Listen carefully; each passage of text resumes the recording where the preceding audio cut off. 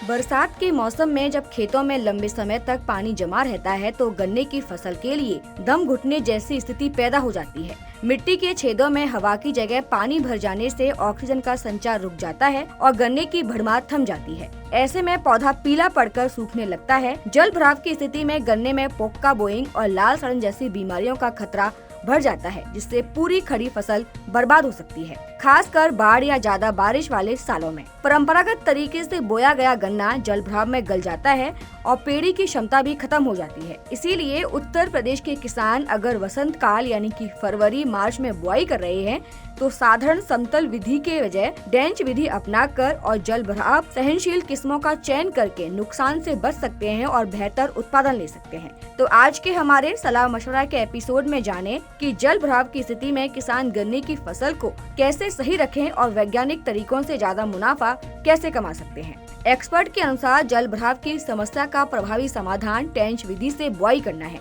इसमें समतल खेत की जगह 4 से 5 फीट की दूरी पर गहरी नालियां बनाई जाती हैं।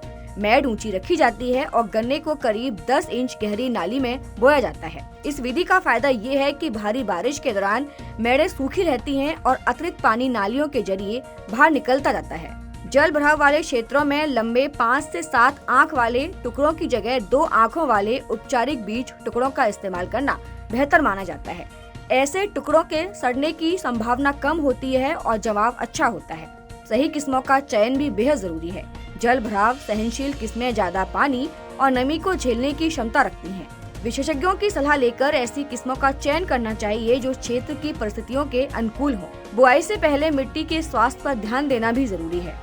प्रति एकड़ 10 से 15 टन सड़ी हुई गोबर की खाद या पेस्टमट का इस्तेमाल मिट्टी की संरक्षण सुधारने में मदद करता है। संतुलित पोषण के लिए एसएसपी, मृदा सुधारक और जिंक सल्फेट का उचित मात्रा में इस्तेमाल करने से पौधों को मजबूती मिलती है और फसल की शुरुआती भरमार अच्छी होती है। गन्ने की 2 कतारों के बीच खाली जगह का सही इस्तेमाल करना किसान अतिरिक्त आमदनी भी ले सकते हैं।